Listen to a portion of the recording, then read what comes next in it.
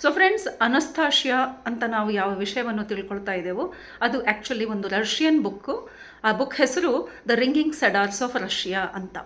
So Russian book ಯಾಕೆ ನಮ್ಮ ಇಲ್ಲಿ ಡಿಸ್ಕಷನ್ ನಡೀತಾ ಇದೆ, ನಮಗೆ ಯಾಕೆ ಇದನ್ನು ತಿಳಿಸ್ತಾ ಇದ್ದಾರೆ ಅಂತಂದರೆ, ಈ ಬುಕ್ಕನ್ನು ಬ್ರಹ್ಮಋಷಿ ಪಿತಾಮಹ ಡಾಕ್ಟರ್ ಸುಭಾಷ್ ಪತ್ರಿ ಸರ್, ನಮ್ಮೆಲ್ಲರ ಅಚ್ಚುಮೆಚ್ಚಿನ ಗುರುಗಳು, ಯಾರು ನಮಗೆ ಇಂತಹ ಒಳ್ಳೆಯ ಒಂದು ಪ್ಲ್ಯಾಟ್ಫಾರ್ಮ್ ಕೊಟ್ಟು ವಿಷಯಗಳನ್ನ ತಿಳಿದಿದ್ದನ್ನು ಎಲ್ಲರಿಗೂ ಹಂಚಿಕೊಳ್ಳಿ ಅಂತ ಎಂಥ ಒಳ್ಳೆಯ ಒಂದು ಪ್ಲ್ಯಾಟ್ಫಾರ್ಮ್ ಕೊಟ್ಟಿದ್ದಾರೆ ಮಾಸ್ಟರ್ಸ್. ಅವರಿಗೆ ಈ ಪುಸ್ತಕದಲ್ಲಿ ಇಂಟ್ರೆಸ್ಟ್ ಇತ್ತು.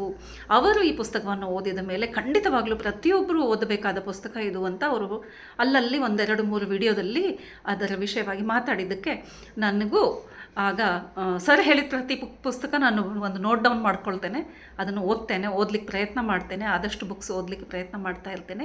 ಅದರಲ್ಲಿ ಈ ಬುಕ್ಕು ನನ್ನ ಮನಸ್ಸನ್ನು ತುಂಬಾ ಸೆಳೆದದ್ದು.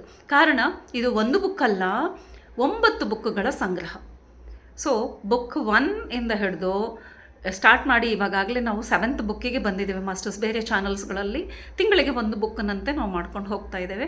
ಸೊ ನಾನು ಮರಾಠಿ, ಹಿಂದಿ, PMC ಮಹಾರಾಷ್ಟ್ರದಲ್ಲಿ ಮತ್ತು ತೆಲುಗು ಚಾನಲ್ಸ್ನಲ್ಲಂತೂ ಒಂದು 5-6 ಡಿಫ್ರೆಂಟ್ ಚಾನಲ್ಸ್ನಲ್ಲಿ ಇದು ನಡೀತಾನೇ ಇದೆ, ಇವತ್ತಿಗೂ ನಡೀತಾನೇ ಇದೆ. ತೆಲುಗು ಗೊತ್ತಿದ್ದವರು ಅಲ್ಲಿ ಹೋಗಿ ನೋಡಬಹುದು. ತಮಿಳಲ್ಲೂ ಮಾಡಲಿಕ್ಕೆ ಒಪ್ಪಿಗೆ ಕೊಟ್ಟಿದ್ದೇನೆ, ಸೊ ಅಲ್ಲಿ ಸ್ಟಾರ್ಟ್ ಆಗಲಿಕ್ಕಿದೆ. ಹಾಗೆಯೇ ಹಿಂದಿಯಲ್ಲೂ ಆಗಿದೆ, ಕನ್ನಡದಲ್ಲಿ ನಮ್ಮ PMC ಕನ್ನಡದಲ್ಲಿಯೂ ಆಗಿದೆ. ಆದರೆ ಮುಂದುವರೆದಿಲ್ಲ. ಕಾರಣ ಅನಸ್ತಾಶಿಯಾ ಎನರ್ಜಿ ಲೋ ಆಗಿದೆ ಅಷ್ಟೇ ಮಾಸ್ಟರ್ಸ್, ಇನ್ನೇನು ಇರಲ್ಲ. ನಾವು ಇನ್ನೂ ಅದಕ್ಕೆ ರೆಡಿ ಆಗಿಲ್ಲ ಅಂದರೆ ಆ ವಿಷಯ ನಮ್ಮವರೆಗೆ ಬರಲ್ಲ. ಸೊ ಹೀಗಾಗಿ ನನಗೆ ನಳಿನಿಯವರು ಅನಸ್ತಾಶಿಯಾ ಹೇಳಬೇಕು ಅಂದ ತಕ್ಷಣ ಅವ್ರು ಹೇಳಿದ್ರಲ್ಲ, ಚಿಕ್ಕ ಮಗು ಥರ ಖುಷಿ ಆಯಿತು ಅಂತ.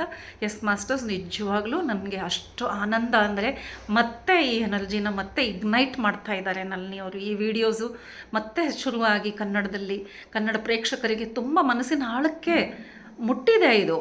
ಬಟ್ ಡೀಪರ್ಗೆ ಹೋಗ್ತಾ ಇಲ್ಲ. ಏನಕ್ಕೆ ಕಾರಣ ಗೊತ್ತಿಲ್ಲ ನನಗೆ.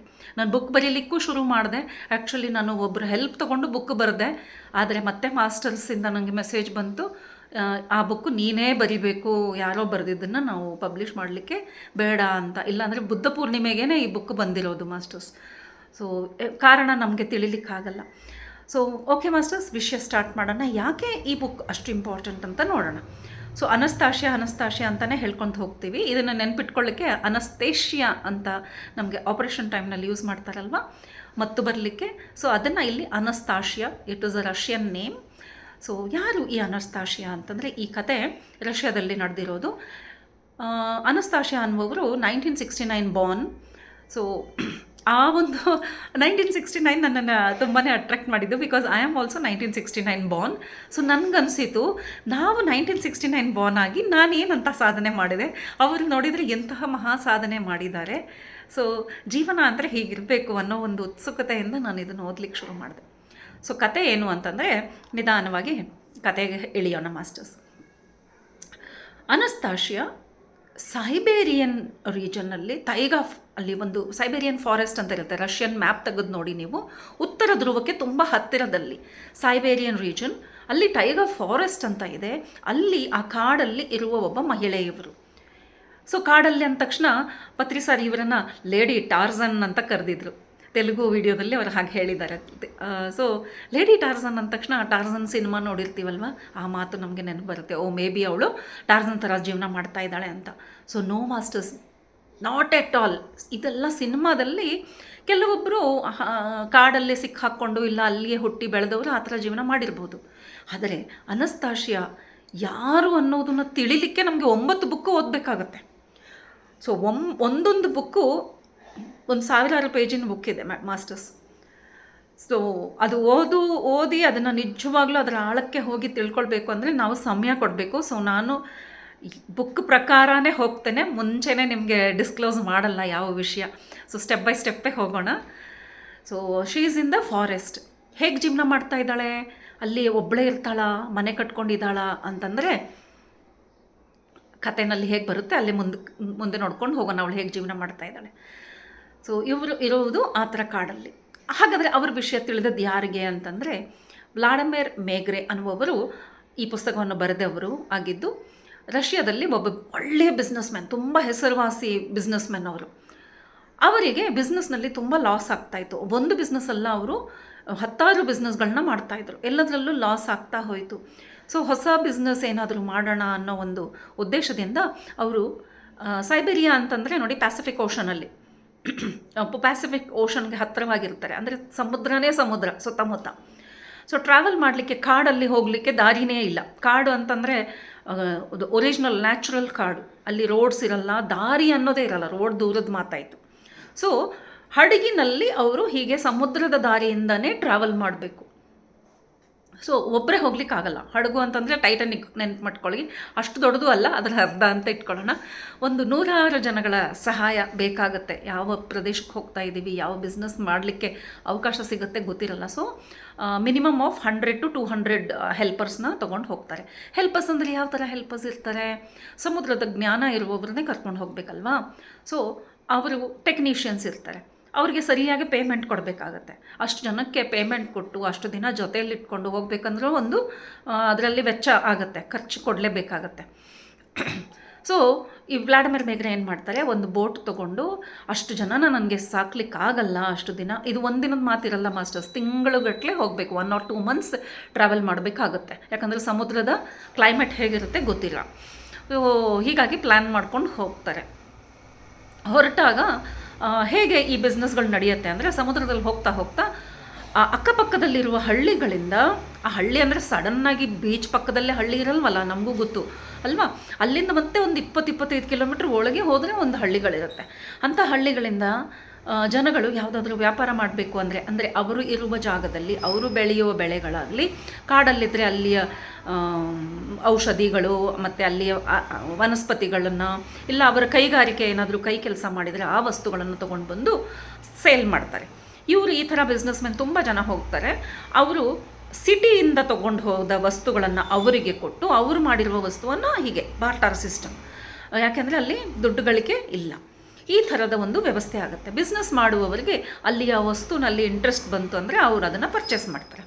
ಹೀಗೆ ನಡೀತಾ ಇದೆ. ಇವರು ಹೋಗ್ತಾರೆ, ಎಷ್ಟೋ ಹಳ್ಳಿಗಳಲ್ಲಿ ವಿಚಾರಿಸ್ಕೊಂಡು ಹೋಗ್ತಾ ಇದ್ದರೆ ಯಾವ ಒಂದು ಪಾರ್ಟಿಕಲ್, ಯಾವುದೇ ಒಂದು ಮಟೀರಿಯಲ್ ಅವರಿಗೆ ಇಂಟ್ರೆಸ್ಟಿಂಗ್ ಆಗಿರಲ್ಲ. ಅಂದರೆ ಪ್ರಾಡಕ್ಟ್, ಯಾವ ಪ್ರಾಡಕ್ಟು ಬಿಸ್ನೆಸ್ ಮಾಡುವಂಥ ಪ್ರಾಡಕ್ಟ್ ಅವರಿಗೆ ಸಿಕ್ಕಲ್ಲ. ಹೀಗೆ ಒಂದು ತಿಂಗಳು ಕಳೆಯುತ್ತೆ. ಹೋಗ್ತಾ ಹೋಗ್ತಾ ತುಂಬ ದೂರಕ್ಕೆ ಹೋಗಿದ್ದಾರೆ, ಅಂದರೆ ಎಷ್ಟು ಕಿಲೋಮೀಟರ್ಸ್ ಕೊಡಿ, 1,500 ಕಿಲೋಮೀಟರ್ಸ್ ಏನೋ ಹೋಗಿದ್ದಾರೆ. ಅಷ್ಟು ದೂರ ಹೋಗಿದ್ದಾಗ, 1,500 ಅಲ್ಲ 3,500 ಕಿಲೋಮೀಟರ್ಸ್ ದೂರ ಹೋದಾಗ ಅಲ್ಲಿ ಒಂದು ಬೀಚ್ದಲ್ಲಿ, ಅಂದರೆ ಸಮುದ್ರ ದಂಡೆಯಲ್ಲಿ ಇಬ್ಬರು ನಿಂತಿದ್ದನ್ನು ಕಂಡು ಅವರು ಅಲ್ಲಿಂದ ಕೈ ಮಾಡ್ತಾ ಇರ್ತಾರೆ, ಬನ್ನಿ ಬನ್ನಿ ಅಂದರೆ. So that is a signal, ನಮ್ಮ ಹತ್ರ ಒಂದು ಪ್ರಾಡಕ್ಟ್ ಇದೆ, ನೀವು ಬಂದರೆ ನಿಮಗೆ ವ್ಯಾಪಾರ ಆಗುತ್ತೆ.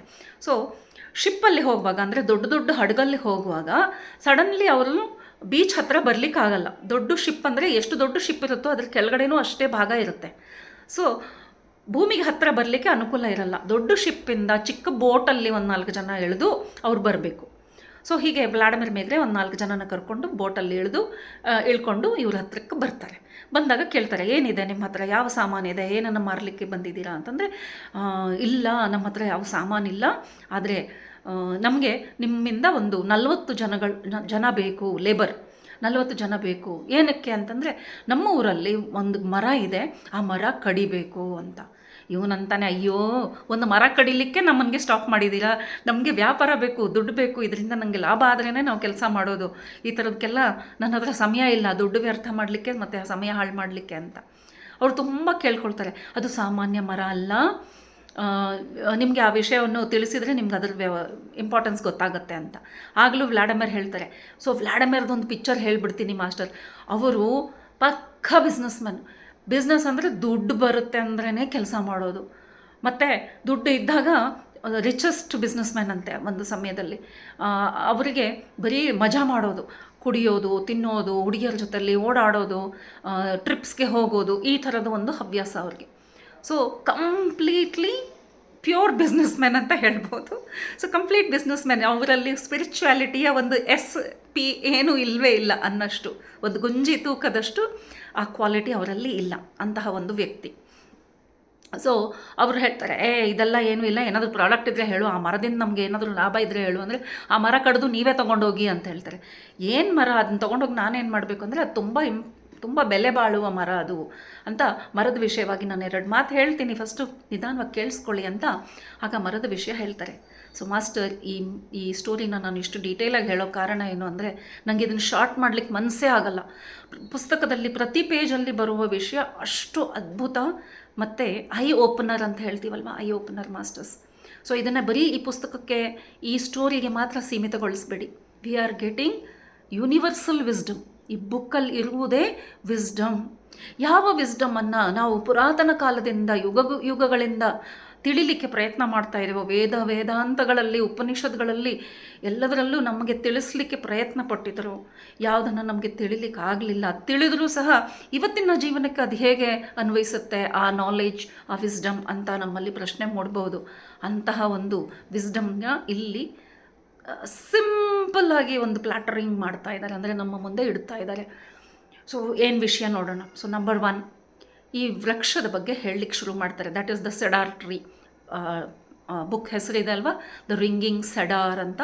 ಸೆಡಾರ್ ಅಂದರೆ ಅಂತಹ ಒಂದು ಕೋಲ್ಡ್ ರೀಜನಲ್ಲಿ, Siberia is the coldest region on the planet. ಅಂತಹ ಒಂದು ರೀಜನಲ್ಲಿ, ಅಂತಹ ಒಂದು ಜಾಗದಲ್ಲಿ ಬೆಳೆಯುವ ಒಂದು ಮರ. ಸೊ ಮರಗಳು ಯಾವ್ಯಾವ ರೀತಿ ಇರುತ್ತೆ ಅಂತ ಸ್ಕೂಲ್ ಬುಕ್ಸ್ನ ಮತ್ತೆ ನೆನಪಿಸ್ಕೊಳ್ಳೋಣ. ಓಕೆ, ಹಿಮ ಬೀಳುವ ಜಾಗದಲ್ಲಿ ದೊಡ್ಡ ದೊಡ್ಡ ಎಲೆಯ ಮರಗಳು ಇರಲಿಕ್ಕೆ ಸಾಧ್ಯ ಇಲ್ಲ. ಯಾಕಂದರೆ ಅಗಲವಾದ ಎಲೆ ಇದ್ದರೆ ಅದ್ರ ಮೇಲೆ ಹಿಮ ಬಿದ್ದಾಗ ಅದು ಬೇಗನೆ ಕೊಳ್ತು ಹೋಗ್ಬಿಡುತ್ತೆ. ಎಲೆ ಕೊಳ್ತು ಹೋಯಿತು ಅಂದರೆ ಮರ ಸತ್ತು ಹೋಗ್ಬಿಡುತ್ತೆ ಅಲ್ವಾ. ಸೊ ಹವಾಮಾನಕ್ಕೆ ಮತ್ತು ಪರಿಸರಕ್ಕೆ ಅನುಗುಣವಾಗಿ ಗಿಡಗಳಿರುತ್ತೆ. ಸೊ ಸೈಬೇರಿಯಾದಲ್ಲಿರುವ ಈ ಮರ, ಅದರ ಎಲೆ ಮುಳ್ಳಿನ ಆಕಾರದಲ್ಲಿರುತ್ತೆ, ಮುಳ್ಳಾಗಿರುತ್ತೆ. ಸೊ ನೀವು ಕೆಲವು ಹಿಮಾಲಯನ್ ಟ್ರೀಸು ಅವೆಲ್ಲ ನೋಡಿದರೆ, ದೇವದಾರು ವೃಕ್ಷಗಳು. ನಾವು ಚಾರ್ಧಾಮ್ ಹೋದಾಗ ಆಗ್ತಾನೆ ನಾನೆಲ್ಲ ಈ ಬುಕ್ಕೆಲ್ಲ, ಅನಸ್ತಾಶಿಯಾ ಬುಕ್ಸ್ ತುಂಬಾ ಓದ್ಕೊಂಡಿದ್ದೆ. ಸೊ ತಲೆನಲ್ಲೆಲ್ಲ ಅದೇ ತುಂಬ್ಕೊಂಡು ಹೋಗಿದ್ದೆ. ಅಲ್ಲಿರೋ ಮರಗಳು ನೋಡ್ತಾ ಇರುವಾಗ ನಿಜವಾಗ್ಲೂ ಅದೇ ಥರದ ಮರಗಳನ್ನ ಕಂಡೆ. ಇಲ್ಲಿ ಯಾವ ವಿಷಯ ತಿಳಿತಾ ಇದೆನೋ ಅದನ್ನು ಅಲ್ಲಿ ನಾನು ಅನುಭವಕ್ಕೆ ತೊಗೊಂಡು ಬಂದೆ. ಸೊ ಏನಾಗುತ್ತೆ ಅಂದರೆ ಮಾಸ್ಟರ್ಸ್, ಎಲ್ಲ ವೃಕ್ಷಕ್ಕೂ ಈ ಮಾತು ಅನ್ವಯಿಸುತ್ತೆ. ಓಕೆ, ಆದರೆ ಇಲ್ಲಿ ಸೆಡಾರ್ ವೃಕ್ಷದ ಬಗ್ಗೆ ಹೇಳ್ತಾ ಇದ್ದಾರೆ. ಈ ಎಲೆಗಳು ಮುಳ್ಳು ಆಕಾಶದ ಕಡೆಗೆ ನೋಡ್ತಾ ಇರ್ತವೆ. ಹಾಗೆಯೇ ನಮ್ಮ ಈ ಸೃಷ್ಟಿಯಲ್ಲಿ, ಇಡೀ ಸೃಷ್ಟಿ ಯಾವುದ್ರ ಮೇಲೆ ಒಂದು ಫ್ಯೂಲ್ ಇದೆ ಅಲ್ವಾ, ಒಂದು ಎನರ್ಜಿ ಇದೆ ಅಲ್ವಾ, ಅದ್ರ ಮೇಲೇ ಇದು ರನ್ ಆಗ್ತಾ ಇದೆ. ಸೊ ಯಾವುದು ಆ ಎನರ್ಜಿ? ಸೊ ಭೂಮಿ ಮೇಲೆ ನಾವು ಕಾಣುವ, ಭೂಮಿ ಅಲ್ಲ, ಸೃಷ್ಟಿಯಲ್ಲಿ, ಸೃಷ್ಟಿ ಎಲ್ಲೆಲ್ಲಿದೆಯೋ ಎಲ್ಲ ಕಡೆಗೆ ಒಂದು ಎನರ್ಜಿ ಇದೆ. ಅದನ್ನೇ ನಾವು cosmic energy, universal energy, galactic energy, solar energy, ನೀವು ಎನರ್ಜಿ ಹೆಸರು ಇಡ್ತಾ ಇದ್ದೀರಾ, ಆದರೆ ಇರುವುದೆಲ್ಲ ಎನರ್ಜಿನೇ. ಸೊ ಹಾಗೆಯೇ ಈ ಎನರ್ಜಿ ಏನು ಅನ್ನೋದ್ರ ಬಗ್ಗೆ ಇಲ್ಲಿ ಏನು ಅದ್ಭುತವಾದ ವರ್ಣನೆ ಇದೆ ಮಾಸ್ಟರ್ಸ್. ಹೇಳ್ತಾ ಇದ್ರೆ ರೋಮಾಂಚನ ಆಗುತ್ತೆ. ಎನರ್ಜಿ ಎಲ್ಲಿಂದ ಬಂತು? ಸೃಷ್ಟಿಕರ್ತ ಈ ಎನರ್ಜಿಯನ್ನು ಕೊಟ್ಟು ಆಮೇಲೆ ಸೃಷ್ಟಿ ಮಾಡಿದ್ದಾನೆ ಅಂತ ನಾವೆಲ್ಲ ತಿಳ್ಕೊಳ್ತೀವಲ್ವ. ಆದರೆ ಮಾಸ್ಟರ್ಸ್ ಇಲ್ಲಿ ಇಬ್ಬರು ನಿಂತ್ಕೊಂಡಿದ್ದಾರಲ್ವ ಈ ಮಾತನ್ನು ಹೇಳಲಿಕ್ಕೆ. ಅದರಲ್ಲಿ ಒಬ್ಬರು ತುಂಬ ವಯಸ್ಸಾದವರಿದ್ದಾರೆ. ಅವರು ಹೇಳಲಿಕ್ಕೆ ಶುರು ಮಾಡ್ತಾರೆ, ನೋಡು, ಈ ಸೃಷ್ಟಿಯಲ್ಲಿ ಯಾವುದು ಎನರ್ಜಿ ನಮ್ಮ ಸುತ್ತಮುತ್ತ ಇದೆ ಅಲ್ವಾ, ಅದು ಎಲ್ಲಿಂದ ಬಂತು ಗೊತ್ತಾ ಅಂತ. ಆವಾಗ ಅವನು, ನನಗೆ ಈ ಪ್ರಶ್ನೆಗಳಿಗೆಲ್ಲ ಉತ್ತರ ಹೇಳೋಕ್ಕೆ ಸಮಯ ಇಲ್ಲ, ಏನಿದೆ ಹೇಳೋದಿದೆ, ಬೇಗ ಬೇಗ ಹೇಳು ಅಂತ ಹೇಳ್ತಾರೆ. ಸೊ ಅವ್ರು ಹೇಳ್ತಾರೆ, ಮನುಷ್ಯನ ಹೃದಯದಲ್ಲಿ ಯಾವಾಗ ಪ್ರೇಮ ಉಕ್ಕುತ್ತೋ, ಪ್ಯೂರ್ ಲವ್, ಉಕ್ಕೋದಲ್ಲ, just pure love is pure love ಅಷ್ಟೇ. ಒಂದು ಕ್ಷಣ ಒಂದು ಪ್ಯೂರ್ ಲವ್ ಅವನ ಮನಸ್ಸಲ್ಲಿ ಬಂದಾಗ ಅದು it will just blow out. ಅದು ಇಡೀ ವಿಶ್ವಕ್ಕೆ ಹರಡುತ್ತೆ, ಮೇಲಕ್ಕೆ ಹೋಗುತ್ತೆ. ಮೇಲಕ್ಕೆ ಹೋಗಿ ಬೇರೆ ಎಲ್ಲ ಸೆಲೆಸ್ಟಿಯಲ್ ಬಾಡೀಸ್ ಇದೆ ಅಲ್ವಾ, ಬೇರೆ ಗ್ರಹಗಳು, ನಕ್ಷತ್ರಗಳು, ಏನೆಲ್ಲ ಬಾಡೀಸ್ ಇದೆ ಅಲ್ವಾ, ಅಲ್ಲಿಯವರೆಗೂ ಹೋಗಿ ಅದನ್ನು ಕೊಟ್ಟು ಅಲ್ಲಿಂದ ಮತ್ತೆ ತಿರುಗಿ ರಿಟರ್ನ್ ಬರುತ್ತೆ. ಸೊ ರಿಟರ್ನ್ ಬರುವಾಗ ಮಲ್ಟಿಪ್ಲೈ ಆಗುತ್ತೆ, 1000 ಪಟ್ಟು ಹೆಚ್ಚಾಗಿ ಮತ್ತೆ ಮಳೆಗರೆಯುತ್ತೆ. ಭೂಮಿಯ ಮೇಲೆ ಹೀಗೆ ಸತತವಾಗಿ, ಭೂಮಿ ಮೇಲೆ ಇರುವ ಎಷ್ಟೋ ಮನುಷ್ಯರು, ಜೀವಿಗಳು ಇವೆ ಅಲ್ವಾ, ಅವರ ಹೃದಯದಲ್ಲಿ ಪ್ರೇಮ ಉಕ್ಕಿ ಬಂದ ತಕ್ಷಣ ಅದು ಮೇಲಕ್ಕೆ ಹೋಗುತ್ತೆ, ಹೀಗೆ ಮಳೆ ಬರ್ತಾ ಇರುತ್ತೆ. ಸೊ ನಮ್ಮ ಸುತ್ತಮುತ್ತ ಇರುವ ಎನರ್ಜಿ ಇಸ್ ಲವ್ ಎನರ್ಜಿ, ಬರೀ love energy, pure love. Existence is pure love. So ಎಲ್ಲಿಂದ ಬರ್ತಾ ಇದೆ ಅಂದರೆ ಮನುಷ್ಯನ ಹೃದಯದಿಂದ ಬರ್ತಾ ಇರುವ ಪ್ರೀತಿ ಇದು. ಸೊ ಯಾವ ಥರದ ಪ್ರೀತಿ? ಪ್ರತಿಯೊಬ್ಬರು ಇಲ್ಲಿ ಎಷ್ಟು ಜನ ಪ್ರೇಮಿಗಳಿದ್ದಾರೆ, ಎಷ್ಟು ಪ್ರೀತಿ ನಡೀತಾ ಇದೆ ಅಲ್ವಾ. ಎಲ್ಲಿ ನೋಡಿದ್ರು ಲವ್ ಲವ್ ಲವ್ ಲವ್, ಒಂದು ಚಾಕ್ಲೇಟ್ಗೂ ಲವ್, ಒಂದು ಸಮೋಸಾಗೂ ಲವ್ ವರ್ಡ್ ಯೂಸ್ ಮಾಡ್ತಾ ಇದ್ದೀವಿ ನಾವು. ಸೊ ಲವ್ ಅಂದರೆ ಏನು? ಇದಕ್ಕೆ ಖಲೀಲ್ ಗಿಬ್ರಾನ್ ತುಂಬ ಚೆನ್ನಾಗಿ ಹೇಳಿದ್ದಾರೆ. ಅವ್ರದ್ದು ಪುಸ್ತಕ ಓದಬೇಕು. ವಾಟ್ ಈಸ್ ಲವ್ ಅನ್ನೋದು ತುಂಬ ಚೆನ್ನಾಗಿ ಕೊಟ್ಟಿದ್ದಾರೆ ಅದರಲ್ಲಿ. ಸೊ ಲವ್ ವಿಷಯದಲ್ಲಿ ಹೇಳ್ತಾ ಇದ್ದಾರೆ, ಲವ್ ನೀವು ಎಷ್ಟು ಪ್ರೀತಿ ಮಾಡ್ತೀರಾ, ಯಾರನ್ನು ಪ್ರೀತಿ ಮಾಡ್ತೀರಾ ಅಂತ ಪ್ರಶ್ನೆ ಕೇಳ್ತಾರೆ ಲವ್ ವಿಷಯ ಬಂದಾಗ. ಸೊ ಒಬ್ಬರು ಹೇಳ್ಬೋದು, ನನಗೆ ನನ್ನ ಮಕ್ಕಳಂದರೆ ಇಷ್ಟ, ಇಲ್ಲ ನನಗೆ ತಿಂಡಿ ಅಂದರೆ ಇಷ್ಟ, ನನಗೆ ಅದು ಅಂದರೆ ತುಂಬ ಲವ್ ಅಂತ ಹೇಳ್ತೀವಲ್ವ, I love this, I love that. So ನೀವು ನಿಮ್ಮ ಲವ್ವನ್ನು ಹೀಗೆ ಒಂದು ವಿಷಯಕ್ಕೆ ಇಲ್ಲ ಒಬ್ಬ ವ್ಯಕ್ತಿಗೆ ಸೀಮಿತಗೊಳಿಸಿದರೆ you don't have love. That is not love. ನಿಮ್ಮಲ್ಲಿ ಲವ್ ಇದ್ದರೆ ನೀವು ಎಲ್ಲವನ್ನೂ ಲವ್ ಮಾಡ್ತೀರಾ, ಎಲ್ಲವನ್ನೂ ಪ್ರೀತಿಸ್ತೀರಾ. ಒಂದು ಲವ್ ಅಂದರೆ ಅಷ್ಟು ಲವ್ ಮಾತ್ರನೇ, ಇಲ್ಲಿ ಕಡಿಮೆ ಜಾಸ್ತಿ ಅವರಿಗೆ ಇವರಿಗೆ ಅಂತ ಇರೋದೇ ಇಲ್ಲ. ಸೊ ರಿಯಲ್ ಲವ್ ಎಕ್ಸ್ಪೀರಿಯನ್ಸ್ ಯಾವಾಗ ಆಗುತ್ತೆ? ಸಮೋಸ ನೋಡಿದರೆ, ಜಿಲೇಬಿ ನೋಡಿದರೆ, ಕೇಕ್ ನೋಡಿದರೆ ಆಗಲ್ಲ ಮಾಸ್ಟರ್ಸ್. ರಿಯಲ್ ಲವ್ ನೇಚರ್ ನೋಡಿದಾಗ ಆಗುತ್ತೆ. ನೀವು ನೇಚರಲ್ಲಿ ಹೋಗಿ ನಿಂತ್ಕೊಂಡು ನೋಡಿ, ನಾನು ಹೇಳ್ತಾ ಇದ್ರೇ ನಂಗೆ ರೋಮಾಂಚನ ಆಗ್ತಾಯಿದೆ. ನೀವು ಕಣ್ಣು ಮುಚ್ಕೊಂಡು ಜಸ್ಟ್ ಎಕ್ಸ್ಪೀರಿಯನ್ಸ್ ಮಾಡಿ, ನೀವು ಅಲ್ಲಿದ್ದೀರಾ ಅಂತ. ಕಣ್ಣು ಮುಚ್ಚೋದು ಬೇಡ, ಜಸ್ಟ್ ಥಿಂಕ್ ಮಾಡಿದ್ರೇ ಸಾಕು. ನಮಗೆ ನಮ್ಮ ಮೈಂಡ್ ಕರ್ಕೊಂಡೇ ಹೋಗಿಬಿಡುತ್ತೆ. Beautiful nature. ಒಂದು ಸಣ್ಣ ಹೂವು ನೋಡಿದರೂ ಎಷ್ಟು ಆನಂದ ಅಲ್ವಾ? ಒಂದು ಸಣ್ಣ ಪಾತರಗಿತ್ತಿ, ಒಂದು ಸಣ್ಣ ಹುಳು ನೋಡಿದ್ರೂ ಎಷ್ಟು ಆನಂದ ಆಗುತ್ತಲ್ವ? ಯಾಕೆ ಆಗ್ತಾ ಇದೆ? Because you are connecting with the nature. Nature ಜೊತೆಲಿ ಯಾವಾಗ ಕನೆಕ್ಟ್ ಆಗ್ತೀವೋ ನಮಗೆ ಪ್ಯೂರ್ ಲವ್ ಎಕ್ಸ್ಪೀರಿಯನ್ಸ್ ಆಗುತ್ತೆ. ಒಂದು ಮಗು ಹುಟ್ಟಿದಾಗ ಅದು ಇನ್ನೂ ಪ್ಯೂರ್ ನೇಚರಿಂದ ಬಂದಿರುತ್ತೆ. ಹೀಗಾಗಿ ನಮಗೆ ಆ ಮಗುನ ನೋಡಿದರೆ ಪ್ಯೂರ್ ಲವ್ ಎಕ್ಸ್ಪೀರಿಯನ್ಸ್ ಆಗುತ್ತೆ. So that is pure love. So ಯಾವಾಗ ನಾವು ಚಿಕ್ಕ ಚಿಕ್ಕ ಮಕ್ಕಳನ್ನ ನೋಡಿ ಆನಂದ ಪಡ್ತೇವೋ, ಇಲ್ಲ ನೇಚರನ್ನು ನೋಡಿ ಆನಂದ ಪಡ್ತೇವೆ, ಒಂದು ನಾಯಿನ ನೋಡಿ ಆನಂದ ಪಡ್ತೇವೆ, ಒಂದು ಪಾಟಲ್ಲಿ ಹಾಕಿರೋ ಒಂದು ಸಣ್ಣ ಗಿಡ ಅದರಲ್ಲಿ ಚಿಗುರು ಬಂದ್ರೇ ಎಷ್ಟು ಆನಂದ ಆಗ್ತಾ ಇರುತ್ತೆ. ಯಾಕೆ ನಿಮಗೆ ಆ ಚಿಗುರು, ಆ ಮೊಗ್ಗು ನೋಡಿದರೆ ಯಾಕೆ ಆನಂದ ಆಗ್ತಾ ಇದೆ? So because you are pure love and that is pure love. Nature, we are love. So ಆ ಎಕ್ಸ್ಪೀರಿಯನ್ಸಿಂದ ನಮಗೆ ಆ ಥರ ಫೀಲ್ ಆಗುತ್ತೆ. ಸೊ ನಮ್ಮ ಸುತ್ತಮುತ್ತ ಇರುವುದೆಲ್ಲ ಕಾಸ್ಮಿಕ್ ಎನರ್ಜಿ ಅಂತ ಏನು ಹೇಳ್ತಾ ಇದ್ದೇವೋ ಅದು ಲವ್ ಎನರ್ಜಿ.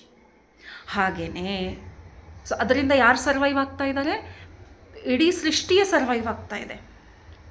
ಹಾಗೆಯೇ ಮನುಷ್ಯನಲ್ಲಿ ಅದಕ್ಕೆ ಆಪೋಸಿಟ್ ಎನರ್ಜಿ, ಜಿಗುಪ್ಸೆ, ಈರ್ಷೆ ಅಲ್ವಾ, ಆಲ್ ದೋಸ್ ನೆಗೆಟಿವ್ ಥಾಟ್ಸ್, ಆ ಥರದ ಭಾವನೆಗಳು ಬಂದರೂ ಸಹ ಅದು ಸಹ ಕಂಪೀಟ್ ಮಾಡುತ್ತೆ. ಲವ್ ಎನರ್ಜಿ ಜೊತೆಲಿ ಕಂಪೀಟ್ ಮಾಡುತ್ತೆ. ಲವ್ ಎನರ್ಜಿ ಏನು, ಹಿಂಗೆಲ್ಲ ಹೋಗಿ ಮೇಲಕ್ಕೆ ಹೋಗಿ ಸುರಿಮಳೆ ಗರಿತಾ ಇದೆ, ವಿಶ್ವದಲ್ಲಿ ಎಲ್ಲ ಕಡೆಗೆ ತಾನೇ ಹರಡಿದೆ, ನನಗೂ ಅದೇ ಸ್ಥಾಯಿ ಬೇಕು ಅಂತ ಈ ಕಲ್ಮಶ ಭಾವನೆಗಳು ಅವು ಸಹ ಹೊರಗೆ ಬಂದಾಗ ಕಂಪೀಟ್ ಮಾಡುತ್ತೆ. ಆದರೆ ಅವಕ್ಕೆ ಆ ಸಾಮರ್ಥ್ಯ ಇಲ್ಲ, ಮೇಲಕ್ಕೆ ಹೋಗೋ ಸಾಮರ್ಥ್ಯ ಇಲ್ಲ. ಒಂಚೂರು ಮೇಲಕ್ಕೆ ಹೋಗುತ್ತಂತೆ, ಆಮೇಲೆ ಫಾಲ್ಸ್ ಡೌನ್, ಭೂಮಿ ಮೇಲೆ ಮತ್ತೆ ತಿರ್ಗ ಬಿದ್ದು ಭೂಮಿ ಒಳಗೆ ಹೋಗುತ್ತೆ, ಅದೋ ಲೋಕಕ್ಕೆ ಹೋಗಲಿಕ್ಕೆ ಶುರು ಮಾಡುತ್ತೆ. So it goes deep down. ಭೂಮಿಯಲ್ಲಿ ಒಳಗೆ ಹೋದ ಹಾಗೆ ಎಲ್ಲಿವರೆಗೂ ಒಳಗೆ ಹೋಗುತ್ತೆ ಅಂತಂದರೆ ಕೋರ್ವರೆಗೂ ಹೋಗುತ್ತೆ. ಭೂಮಿಯ ಮಧ್ಯದಲ್ಲಿರುವ ಕೋರ್ ಇದೆ ಅಲ್ವಾ, ಅಲ್ಲಿವರೆಗೆ ಹೋಗುತ್ತೆ. ಅದಕ್ಕೆ ಡಿ ಕೊಟ್ಟು ಮತ್ತೆ ಅದು ಮೇಲಕ್ಕೆ ಬರುತ್ತೆ. ಹೇಗೆ ಪ್ರೇಮ, ಪ್ರೀತಿ ಅದು ಮೇಲಕ್ಕೆ ಹೋಗಿ ಮಳೆಗರಿಯುತ್ತೋ ಹಾಗೆಯೇ ಈ ನೆಗೆಟಿವ್ ಎನರ್ಜೀಸ್ ಅಂದರೆ ಬ್ಲ್ಯಾಕ್ ಎನರ್ಜೀಸ್, ಇಲ್ಲಿ ನೆಗೆಟಿವ್ ಪಾಸಿಟಿವ್ ವರ್ಡ್ಸ್ ಯೂಸ್ ಮಾಡಿಲ್ಲ ಮಾಸ್ಟರ್ಸ್. ಲೈಟ್ ಆ್ಯಂಡ್ ಡಾರ್ಕ್, ಬೆಳಕು ಕತ್ತಲು. ಸೊ ಆ ಕತ್ತಲು ಅನ್ನೋ ಭಾವನೆಗಳೇನಿದೆಯೋ,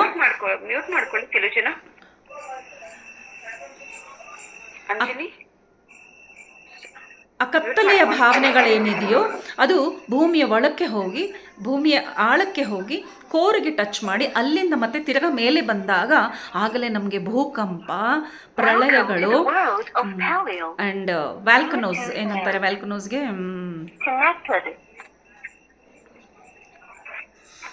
ಜ್ವಾಲಾಮುಖಿ. ಸೊ ಜ್ವಾಲಾಮುಖಿಯಾಗಿ ಹೊರಗೆ ಬರ್ತಾ ಇರುತ್ತೆ. ಸೊ ಹೀಗಾಗಿ ಭೂಮಿಯ ಮೇಲೆ ನಡೆಯುವ ಈ ಎಲ್ಲ ಪ್ರಳಯಗಳು ಎಲ್ಲಿಂದ ಬಂತು? ನಾವಂತೀವಿ ನೇಚರ್ಸ್ ಪ್ರಕೋಪ, ಪ್ರಕೃತಿಯ ಪ್ರಕೋಪ ಅಂತ ಹೇಳ್ತೀವಿ. ಪ್ರಕೃತಿಯ ಅದರಲ್ಲಿ ಈ ಥರದ್ದು ಯಾವ ಸಿಸ್ಟಮೇ ಇಲ್ಲ. ಪ್ರಕೃತಿಯಲ್ಲಿ ಜಸ್ಟ್ ಲವ್ ಎನರ್ಜಿಯೇ ಇದೆ. ಸೊ ಮನುಷ್ಯನ ಈ ಭಾವನೆಗಳೇ ಅದಕ್ಕೆ ಕಾರಣ. ಎಷ್ಟು ನಮ್ಮಲ್ಲಿ ಹೇಟ್ರೆಡ್, ಜೆಲ್ಲಸಿ, ಈ ಥರ ಕೋಪ, ಈ ಥರದ ಭಾವನೆಗಳಿರುತ್ತೋ ಆ ಭಾವನೆಗಳೇ ಪ್ರಳಯಗಳಾಗಿ, ಭೂಕಂಪ ಆಗಿ, ಜ್ವಾಲಾಮುಖಿಯಾಗಿ ಹೊರಗೆ ಬರೋದು. ಸೊ ಇವತ್ತು ನಮಗೆ ತಿಳಿದು ಬರುವುದೇನು ಅಂತಂದರೆ, ಈ ಮಾತುಗಳಿಂದ ಭೂಮಿ ಮೇಲೆ ಏನು ನಡೆದರೂ ಅದಕ್ಕೆ ಕಾರಣ ನಾನೇ, ಒಳ್ಳೆಯದಾದರೂ ನನ್ನ ಕಾರಣ ನಾನೇ, ಈ ಥರದ ಪ್ರಳಯಗಳಾದರೂ ಕಾರಣ ನಾನೇ. ಸೊ ಈಗ ಈ ಮರದ ವಿಷಯಕ್ಕೆ ಬರೋಣ. ಸತತವಾಗಿ ಮಳೆ, ಪ್ರೇಮದ ಮಳೆ ಗರಿತಾ ಇರುತ್ತಲ್ವ, ಈ ವೃಕ್ಷಗಳು ನಿಂತ್ಕೊಂಡ ಜಾಗದಲ್ಲೇ ವಿತೌಟ್ ಸ್ಪೆಂಡಿಂಗ್ ಎನರ್ಜಿ ಹಾಳು ಮಾಡದೆ ಒಂದೇ ಜಾಗದಲ್ಲಿ ನಿಂತ್ಕೊಂಡು ಸತತವಾಗಿ ಎನರ್ಜಿನ ರಿಸೀವ್ ಮಾಡ್ತಾ ಇರುತ್ತೆ. ಸೊ ಅದಕ್ಕೆ ವೃಕ್ಷಗಳಿಗೆ ಜಾಸ್ತಿ ಎನರ್ಜಿ, ಅದಕ್ಕೆ ಅಷ್ಟೊಂದು ನಾವು ಮಹತ್ವ ಕೊಡಬೇಕು ಅಂತ ಇಲ್ಲಿ ತಿಳಿದು ಬರ್ತಾ ಇದೆ. ಈಗ ಸೆಡಾರ್ ವೃಕ್ಷಕ್ಕೆ ಹೋಗೋಣ. ಸೆಡಾರ್ ವೃಕ್ಷದ ಎಲೆಗಳು ಮುಳ್ಳುಮುಳ್ಳಾಗಿ ಇರುತ್ತೆ. ಸೊ ಸತತವಾಗಿ ಎನರ್ಜಿಯನ್ನು ರಿಸೀವ್ ಮಾಡ್ಕೊಳ್ತಾನೇ ಇರುತ್ತೆ. ಆ ಇರುವ ಎನರ್ಜಿನ ತನ್ನ ಒಳಗೆ ಅದನ್ನು ಸ್ಟೋರ್ ಮಾಡ್ತಾ ಇರುತ್ತೆ. ಸೊ ಈ ಸೆಡಾರ್ ವೃಕ್ಷಕ್ಕೆ ಎಷ್ಟು ವಯಸ್ಸು ಗೊತ್ತಾ? ಎಷ್ಟು ವರ್ಷದವರೆಗೆ ಭೂಮಿ ಮೇಲಿರುತ್ತೆ ಅಂದರೆ 550 ವರ್ಷ ಕಾಲ ಅದು ಬದುಕುತ್ತೆ, ಎನರ್ಜಿನ ರಿಸೀವ್ ಮಾಡ್ತಾ ಇರುತ್ತೆ ಕಂಟಿನ್ಯೂಸ್ ಆಗಿ. ಸೊ ಎಷ್ಟು ಹಳೆಯ ಮರ ಇರುತ್ತೋ ಅದರಲ್ಲಿ ಅಷ್ಟು ಎನರ್ಜಿ ಇರುತ್ತೆ ಅಂತ ಇದರಿಂದ ನಮಗೆ ತಿಳಿದು ಬರ್ತಾ ಇದೆ. ಸೊ ಈ ಸೆಡಾರ್ ವೃಕ್ಷದಲ್ಲಿ ಏನೆಂದರೆ 550 ವರ್ಷ ಆಗಿದ ಮೇಲೆ ಇನ್ನೂ ಅದಕ್ಕೆ ಸ್ಟೋರ್ ಮಾಡುವ ಕೆಪಾಸಿಟಿ ಇಲ್ಲ. ಆದ ಕಾರಣ ಅದೇನು ಮಾಡುತ್ತೆ ಅಂದರೆ ಶಬ್ದ ಮಾಡಲಿಕ್ಕೆ ಶುರು ಮಾಡುತ್ತೆ. ನನ್ನನ್ನು ಬಳಸಿಕೊಳ್ಳಿ, ನನ್ನಲ್ಲಿರುವ ಎನರ್ಜಿಯನ್ನು ಯೂಸ್ ಮಾಡ್ಕೊಳ್ಳಿ ಅಂತ ರಿಂಗಿಂಗ್ ಸೌಂಡ್ ಅದರಲ್ಲಿ ಬರಲಿಕ್ಕೆ ಶುರುವಾಗುತ್ತೆ. ರಿಂಗಿಂಗ್ ಸೌಂಡ್ ಅಂದರೆ ಹೇಗಿರುತ್ತೆ ಅಂತಂದರೆ, ಹೈ ಟೆನ್ಷನ್ ವಯರ್, ಯಾರಾದರೂ ಹಳ್ಳಿಗಳಲ್ಲಿದ್ದವರು ಹೊಲದಲ್ಲಿ ಕೆಲಸ ಮಾಡುವವರಿಗೆ ಗೊತ್ತಿರುತ್ತೆ. ಒಂದು ವೇಳೆ ಅವರು ಇದ್ರ ಹತ್ರ ಹೈ ಟೆನ್ಷನ್ ವೈರ್ ಹೋಗ್ತಾ ಇದ್ದರೆ ಅದರಲ್ಲಿ ಝುಮ್ ಅಂತ ಒಂದು ಸೌಂಡ್ ಬರ್ತಾ ಇರುತ್ತೆ. ಅಷ್ಟು ಹೈ ಟೆನ್ಷನಲ್ಲಿ ಎನರ್ಜಿ ಫ್ಲೋ ಆಗ್ತಾ ಇದೆ, ಕರೆಂಟ್ ಫ್ಲೋ ಆಗ್ತಾ ಇದೆ ಅಂತ ಗೊತ್ತಾಗುತ್ತೆ. ಸೊ ಹಾಗೆಯೇ ಈ ಮರದಿಂದ ಆ ಥರದ ಶಬ್ದ ಬರಲಿಕ್ಕೆ ಶುರುವಾಗತ್ತಂತೆ. ಒಂದು ಮರದಿಂದ ಝೂ ಅಂತ ಸೌಂಡ್ ಬಂದರೆ ಕಾಡಲ್ಲಿರುವ ಜನಗಳಿಗೆ ಎಲ್ರಿಗೂ ಆ ಮರದ ವಿಷಯ ಗೊತ್ತಿದ್ದ ಕಾರಣ ಇನ್ನೇನು ಈ ಮರದಲ್ಲಿ ಎನರ್ಜಿ ಫುಲ್ಲಾಯಿತು, ಇದನ್ನು ನಾವು ಬಳಸಬೇಕು, ಅದಕ್ಕೆ ಅಂತಹ ಒಂದು ಮರ ಇದೆ ಅಪ್ಪ, ಅದನ್ನು ನಾವು ಕಟ್ ಮಾಡಬೇಕು, ನನಗೆ ಹೆಲ್ಪ್ ಮಾಡಿ ಅಂತ ಆ ಇಬ್ಬರು ಮನುಷ್ಯರು ಕೇಳ್ತಾ ಇದ್ದಾರೆ. ವ್ಲಾಡಿಮಿರ್ ಮೇಗ್ರೆ ನಮ್ಮ ಥರನೇ ನೀವು ಕತೆ ಕೇಳ್ತಾ ಇದ್ದೀರಿ, ಏನು ಮೇಡಮ್ ಇದೊಂದು ಕತೆ ಹೇಳ್ತಾ ಇದ್ದಾರೆ, ಇದರಲ್ಲಿ ಏನು ಮಜಾನೇ ಬರ್ತಾ ಇಲ್ಲ ಅಂತ. ಅವನಿಗೂ ಹಂಗೆ ಮಜಾನೇ ಬರಲಿಲ್ಲ. ಏನು ದೊಡ್ಡ ಕತೆ, ಮರ ಇದೆ ಅಂದಮೇಲೆ ಇದೆ ಅಪ್ಪ, ಎನರ್ಜಿ ತೊಗೊಂಡಿದೆ ಅಂದರೆ ಅವನಪ್ಪ ತೊಗೊಂಡಿದೆ, ಅದನ್ನು ಕಟ್ ಮಾಡೋಕ್ಕೆ ಇಷ್ಟೊಂದು ಬಿಲ್ಡಪ್ ಯಾಕೆ ಅಂತ ಅಂದ್ಕೊಳ್ತಾನೆ. ಅವನು ಸಹ ಹೇಳ್ತಾನೆ, ಇದಕ್ಕೆಲ್ಲ ನಮ್ಮನ್ನು ಕರೆದಿಯಪ್ಪ ನಿನಗೆ ಗೊತ್ತಾ ನಮ್ಗೆ ಎಷ್ಟೊಂದು ದುಡ್ಡು ಖರ್ಚಾಗುತ್ತೆ ಹಿಂಗೆಲ್ಲ ಮಾಡಿದರೆ, ಯಾಕಂದರೆ ಅಷ್ಟು ಹಾಲ್ಟ್ ಮಾಡಿದರೆ ಅಷ್ಟು ಜನಕ್ಕೆ ಮತ್ತೊಂದು ಊಟ ಹಾಕಬೇಕು, ಅವ್ರಿಗೆ ಅಲ್ಲಿ ನಿಲ್ಲಿಸ್ಬೇಕು, ಅವ್ರನ್ನ ಎಂಟರ್ಟೈನ್ ಮಾಡಬೇಕು. ಸೊ ಆವಾಗ ಕಳಕಳಿಯಿಂದ ಪಾಪ ಅವರಿಬ್ಬರಲ್ಲಿದ್ದವರು ಹಿರಿಯರೊಬ್ಬರು ಹೇಳ್ತಾರೆ, ಸ್ವಲ್ಪ ಸಮಾಧಾನವಾಗಿ ಕೇಳಪ್ಪ, ಆ ಮರ ಸಾಮಾನ್ಯ ಮರ ಅಲ್ಲ. ಹಿಂದಿನ ಕಾಲದಲ್ಲಿ ಈ ಮರದಿಂದಲೇ ದೊಡ್ಡ ದೊಡ್ಡ ಚರ್ಚ್ಗಳನ್ನು ಕಟ್ತಾಯಿದ್ರು, ರಾಜನ ಸಿಂಹಾಸನವನ್ನು ಮತ್ತು ಅವನ ಆಸನಗಳನ್ನು ಮಾಡ್ತಾಯಿದ್ರು. ಆ ಮರದಲ್ಲಿ ಅಷ್ಟು ಶಕ್ತಿ ಇದೆ. ಇವತ್ತಿಗೂ ಆ ಮರದ ಒಂದು ತುಂಡನ್ನು ಸಹ ನಾವು ಕತ್ತಲ್ಲಿ ಹಾಕಿದ್ದೇ ಆದರೆ ಮತ್ತು ಅದನ್ನು ಆಗಾಗ ಮುಟ್ಕೊಂಡು ಹಾಗೆ ಕೈಯಲ್ಲಿ ಉಜ್ಜುತ್ತಾ ಇದ್ದರೆ ಅದರಲ್ಲಿರುವ ಎನರ್ಜಿಯಿಂದ ನೋಡಿ, ಚಿಕ್ಕ ಪುಟ್ಟದೊಂದು ಪೀಸು ಹಾಕ್ಕೊಂಡ್ರು, ಅವ್ರು ಹಾಕಿರ್ತಾರೆ, ತೋರಿಸ್ತಾರೆ, ಇದನ್ನು ಹಾಕಿದ್ದೇ ಆದರೆ ಆ ಎನರ್ಜಿ ಹೆಂಗಿದೆ ಅಂತಂದರೆ ನಮ್ಮ ಶರೀರದಲ್ಲಿ ಎಲ್ಲ ರೋಗಗಳನ್ನು ಕಳೆಯುವ ಶಕ್ತಿ ಇದೆ. ಯಾವ ರೋಗನೂ ನಿಮ್ಮಲ್ಲಿ ಇರಲಿಕ್ಕೆ ಸಾಧ್ಯ ಇಲ್ಲ. ಅಂದರೆ ಆವಾಗ ಇದು ನಡೆದದ್ದು ಮಾಸ್ಟರ್ಸ್ 1996 ಸೊ ಆಗ ಏಡ್ಸ್ ತುಂಬಾ ಇತ್ತು, ನೆನಪಿದೆಯಾ ನಿಮಗೆ? ಕೆಲವೊಬ್ರು ಹುಟ್ಟಿಲ್ಲ ಅಂದರೆ ಅವಾಗ ಗೊತ್ತಿರಲ್ಲ, ಬಟ್ ಆವಾಗ ಸಿಕ್ಕಾಪಟ್ಟೆ ಭಯ ಏಡ್ಸ್ದಿತ್ತು. ಸೊ ವ್ಲಾಡಿಮಿರ್ ಕೇಳ್ತಾರೆ, ಏಡ್ಸ್ಗೂ ಇದು ಔಷಧಿನಾ ಅಂತ. ಬಿಕಾಸ್ ಮಾರ್ಕೆಟಿಂಗ್ ಚೆನ್ನಾಗಿರುತ್ತಲ್ವ, ಆವಾಗ ಒಂದು ರೋಗ, ದೊಡ್ಡ ರೋಗ ಏಡ್ಸ್ ಇದೆ. ಸೊ ಅವರು ತನ್ನ ಬಿಸ್ನೆಸ್ ವಿಚಾರವಾಗಿ ಕೇಳ್ತಾರೆ, ಏಡ್ಸಿಗೆ ಇದು ಸಹಾಯ ಆಗುತ್ತಾ ಅಂತಂದರೆ ಖಂಡಿತವಾಗ್ಲೂ ಯಾವುದೇ ರೋಗ ಆಗಿರಲಿ ಇದು ಹಾಕಿದರೆ, ಅಂದರೆ ಇದನ್ನು ಬರೀ ಕತ್ತಲ್ಲಿ ಹಾಕಿದರೆ ಮಾತ್ರಕ್ಕೆ ರೋಗ ಎಲ್ಲ ಇಲ್ಲದ ಆಗುತ್ತೆ. ಮತ್ತು ಮುಂಬರುವ ರೋಗಗಳು, ಇನ್ನೊಂದು 10 ವರ್ಷಕ್ಕೆ ಬರುವ ರೋಗಗಳು, ಅದರ ಕೀಟಾಣುಗಳು ನಮ್ಮ ಶರೀರದ ಮನೆಯಲ್ಲಿ ತಯಾರಾಗ್ತಾ ಇರುತ್ತೆ. ನಾವು ಕ್ಯಾನ್ಸರ್ ಅಂದರೆ ತಕ್ಷಣ ಬಂತು ಅಂತ ತಿಳ್ಕೊಳ್ತೀವಿ. ಕ್ಯಾನ್ಸರ್ 10, 15, 20 ವರ್ಷ ಆದಮೇಲೆ ಬರುವುದಿದ್ದರೆ 20 ವರ್ಷ ಹಿಂದಿಂದನೇ ಅದು ಡೆವಲಪ್ ಆಗಲಿಕ್ಕೆ ಶುರುವಾಗಿದೆ. ನಮ್ಮ ಲೈಫ್ ಸ್ಟೈಲ್ ಅದಕ್ಕೆ ಕಾರಣ ಆಗಿರುತ್ತೆ. ಸೊ ಅದು ಬೇಡ ನಮಗೆ ವಿಷಯ. ಸೊ ಅವ್ರು ಹೇಳ್ತಾರೆ, ಇದನ್ನು ಹಾಕಿದರೆ ಮುಂದೆ ನೀವು 20 ವರ್ಷಕ್ಕೆ ಬರುವ ರೋಗನೂ ಇಲ್ಲದಂತೆ ಆಗುತ್ತೆ. ಒಂದು ಶರೀರಕ್ಕೆ ರೋಗ ಇಲ್ಲ ಅಂತಂದರೆ ಅದು ಎಂತಹ ಶರೀರ ಇರುತ್ತೆ ಮಾಸ್ಟರ್ಸ್? ಆರೋಗ್ಯವಂತ ಶರೀರ. ಆರೋಗ್ಯವಂತ ಅಂದರೆ ಏನು ಅಂದರೆ ನಿಮ್ಗೆ ಯಾವ ರೋಗನೇ ಬರಲ್ಲ ಅಂತಂದರೆ ನೀವು ನಿಮ್ಮ ಆಯುಷ್ ಬೆಳೆಯುತ್ತೆ. ಸೊ ಈ ಲಾಕೆಟನ್ನು ಹಾಕಿದರೆ ದೀರ್ಘಾಯುಗಳಾಗ್ತೀರಾ. ಮತ್ತು ಇನ್ನೂ ಏನೇನು ಲಾಭಗಳು ಅಂತಂದರೆ ಇದನ್ನು ಹಾಕಿದಾಗ ಸೆಕ್ಷುವಲ್ ಪೊಟೆನ್ಸಿ ಅಂತ ಹೇಳ್ತೀವಿ ಇಂಗ್ಲೀಷ್ನಲ್ಲಿ, ಸಾಮರ್ಥ್ಯ ಅದು ಸಹ ಹೆಚ್ಚುತ್ತೆ. ಸೊ ಅದಕ್ಕೂ ಸಹ ಇದು ಔಷಧಿ ಅಂತ ಅವರು ಹೇಳ್ತಾರೆ. ಈಗಲೂ ವ್ಲಾಡಮಿರ್ಗೆ ಅಪ್ಪ ಕಾಡು ಅಂದಮೇಲೆ ಇಂಥದ್ದು ಎಲ್ಲ ಸಾವಿರ ಇರುತ್ತೆ, ಒಂದು ಎಲೆ ತಿಂದರೆ ಹಿಂಗಾಗುತ್ತೆ ಅಂತ ಇಷ್ಟು ಜನ, ಯಾಕೆಂದರೆ ಆಯುರ್ವೇದದಲ್ಲಿ ಈ ಥರ ಇದ್ದೇ ಇದೆ ಅಲ್ವಾ. ಸೊ ಅವ್ರಿಗೂ ಅದೇ ಅನಿಸುತ್ತೆ, ನನಗೆ ಈ ಬಿಸ್ನೆಸ್ನಲ್ಲಿ ಇಂಟ್ರೆಸ್ಟ್ ಇಲ್ಲ, I am not helping you ಅಂತ. ಅವ್ರು ಮತ್ತೂ ಬೇಡ್ಕೊ, ಪ್ಲೀಸ್ ಪ್ಲೀಸ್ ಪ್ಲೀಸ್ ನೋಡಿ ನಾವು ಹಾಕಿದ್ದೀವಲ್ಲ, ನೀವು ನಂಬ್ತಾ ಇಲ್ಲ, ಈಗ ಇದನ್ನು ನೋಡಿ ನನ್ನ ವಯಸ್ಸು ಹೇಳಬಲ್ರಾ ಅಂತ ಕೇಳ್ತಾರೆ. ಸೊ ಅವ್ರು ನೋಡಲಿಕ್ಕೆ ಒಂದು 80 ಇಯರ್ಸ್ ಥರ, 80 ವರ್ಷದವ್ರ ಥರ ಕಾಣಿಸ್ತಾ ಇರ್ತಾರೆ. ಸೊ ಹೇಳ್ತಾರೆ, ನೋಡಿ ನನ್ನ ಏಜ್ ಎಷ್ಟಿರ್ಬೋದು ಹೇಳಿ ಅಂತ. ಅವ್ರು 80 ಅಂತ ಹೇಳಿದ ತಕ್ಷಣ, ಇಲ್ಲ ನಾನು 119 ಇಯರ್ಸ್ ಓಲ್ಡ್ ಅಂತ ಹೇಳ್ತಾರೆ. ಮತ್ತು ಇವನಿದಾನಲ್ಲ, ಇವನು ನನ್ನ ಮಗ, ನೋಡಿ ಇವನ ವಯಸ್ಸು ಹೇಳಿ ಅಂತಂದರೆ ಅವರು ಒಂದು 45 ಥರ ಕಾಣಿಸ್ತಾ ಇರ್ತಾರೆ. ಅವ್ರು 45 ಅಲ್ಲ, ಅವ್ನು 75 ಅಂತ ಹೇಳ್ತಾರೆ. ಸೊ ನೋಡಿ ಅದನ್ನು ಅವನು ಹಾಕಿದ್ದಾನೆ, ನಾನು ಹಾಕಿದ್ದೀನಿ, ನಾವೇ ಸಾಕ್ಷಿಗಳಿದ್ದೀವಿ, ಆ ಥರ ನಿಮ್ಗೆ ಇನ್ನೂ ಎಷ್ಟೋ ಸಾಕ್ಷಿ ಸಿಕ್ಕುತ್ತೆ, ಪ್ಲೀಸ್ ಈ ಮರವನ್ನು ಕಡಿಲಿಕ್ಕೆ ಜನನ ಕಳಿಸ್ಕೊಡಿ ಅಂತ. ಆಗಲೂ ಅವರು ಒಪ್ಪಲ್ಲ. ಅವಾಗ ಹೇಳ್ತಾರೆ, ಯಾಕೆ ನೀವು ಇಷ್ಟು ಕಳ್ಕಳಿಯಿಂದ ಕೇಳ್ತಾ ಇದ್ದೀರಾ ಅಂದರೆ, ನೋಡಿ ಈ ಮರದಿಂದ ಏನು ಶಬ್ದ ಬರ್ತಾ ಇದೆಯೋ ಇದು 3 ವರ್ಷಗಳ ಕಾಲ ಈ ಶಬ್ದ ಬರುತ್ತಂತೆ.